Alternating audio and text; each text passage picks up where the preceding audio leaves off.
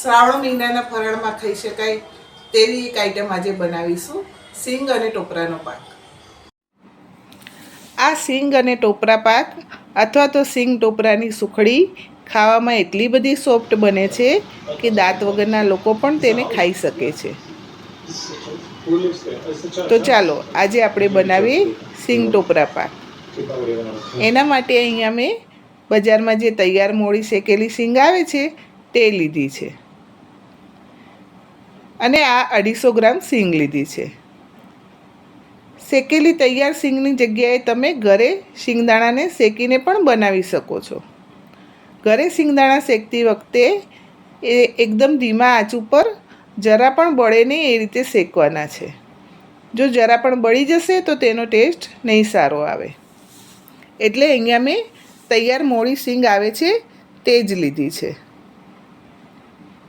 એને હવે આપણે સારી રીતે ફોતરા ઉતારી લઈશું અને આ રીતે એક વાસણમાં લઈને તેને ઝાટકી લઈશું, જેથી બધા ફોતરા તેના નીકળી જાય. અને સિંગને આપણે સારી રીતે સાફ કરી લઈશું, જેથી તેમાં એક પણ ખરાબ દાણો ના રહે. જો આપણે સારી રીતે સિંગને અહીંયા સાફ કરી લીધી છે. હવે એને આપણે એક મિક્સર જારમાં લઈ લઈશું અને તેને પીસી લઈશું. અહીં સિંગનો આ રીતે મેં બારીક ભૂક્કો કરી લીધો છે અને તેને એક વાટકીમાં કાઢી લીધો છે. અહીં હું તમને વાટકીનું માપ બતાવું છું, જેથી સરળતા રહે. સાથે જ અહીંયા મેં એક વાટકી સૂકા કોપરાનું છીણ પણ લઈ લીધું છે અને સાથે સાથે એક વાટકી ખાંડ લીધી છે. અહીંયા ત્રણેય વસ્તુનું માપ વાટકી પ્રમાણે એક સરખું રાખવાનું છે. જો વજન પ્રમાણે કરશો તો થોડું વત્તા ઓછું થશે, માટે અહીંયા મેં વાટકીનું જ માપ લીધું છે. ત્યારબાદ આપણે અહીંયા ચાસણીની તૈયારી કરી લઈશું. ચાસણી બનાવવા માટે એક વાસણમાં ખાંડ લઈ લીધી છે અને ખાંડ ડૂબે એટલું પાણી ઉમેરી દીધું છે. હવે ગેસની ફ્લેમ આપણે ઓન કરી દઈશું અને ચાસણીને સારી રીતે પાકવા દઈશું. આ ચાસણી બનતા લગભગ 8 થી 9 મિનિટનો સમય લાગે છે અને ચાસણી આપણે એકદમ મીડિયમ ગેસ ઉપર જ બનાવવાની છે અને તેને સારી રીતે હલાવતા જવાનું છે, જેથી બધી ચાસણી એક સરખી રીતે પાકી જાય. તમે જોઈ શકો છો કે આપણી ચાસણીમાં બબલ્સ આવવા માંડ્યા છે. અને ચાસણી ચેક કરવા માટે અહીંયા આપણે હાથ વડે જ જોઈશું કે તાર બને છે કે નહીં.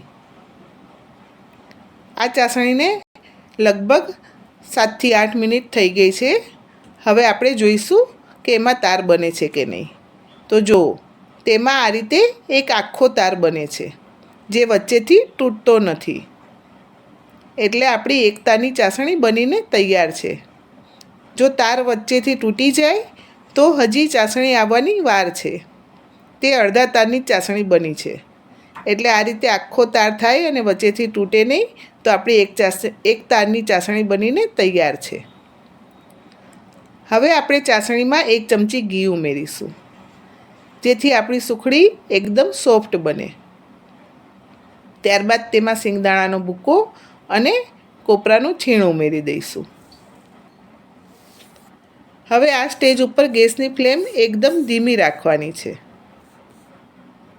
અને તેને સતત હલાવવાનું છે. તમે જોઈ શકો છો કે 1 વાટકી ખાંડની ચાસણીમાં આપણું આ 2 વાટકી મિશ્રણ સારી રીતે મિક્સ થઈ ગયું છે, જે ખૂબ રસરસતું પણ નથી અને ખૂબ છૂટું પણ નથી. માટે અહીંયા 1 વાટકીનું માપ ખાંડનું આપણું પરફેક્ટ છે. હવે તેને સારી રીતે મિક્સ કરીશું અને 1 મિનિટ માટે આ રીતે એને હલાવી લઈશું. આપણું મિશ્રણ સારી રીતે મિક્સ થઈ જાય પછી આપણે એને એક વાસણમાં લઈ લઈશું. એના માટે અહીંયા મેં ઘીથી ગ્રીસ કરેલી એક થાળી લીધી છે. તમે ઈચ્છો તો મોલ્ડ પણ લઈ શકો છો. હવે થાળીમાં આ મિશ્રણ આપણે સારી રીતે પાથરી દઈશું અને તેને વાટકી વડે સારી રીતે સેટ કરી લઈશું અને તેની કિનારીને પણ આ રીતે તવેથા વડે દબાવી દઈશું જેથી મિશ્રણ કિનારીએથી છૂટું ના પડી જાય.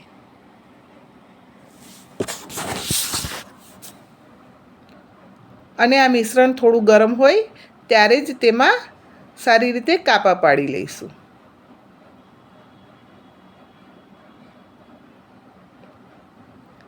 આ સિંગ કોપરા પાક તમે ફરાળમાં અથવા તો પ્રસાદમાં પણ બનાવી શકો છો. તો તૈયાર છે ખૂબ જ સહેલાઈથી અને ઝડપથી બની જતો સિંગ કોપરા પાક અથવા તો સિંગ કોપરાની સુખડી. बस पहुंचने का रास्ता वो बढ़िया है ये देखो भाई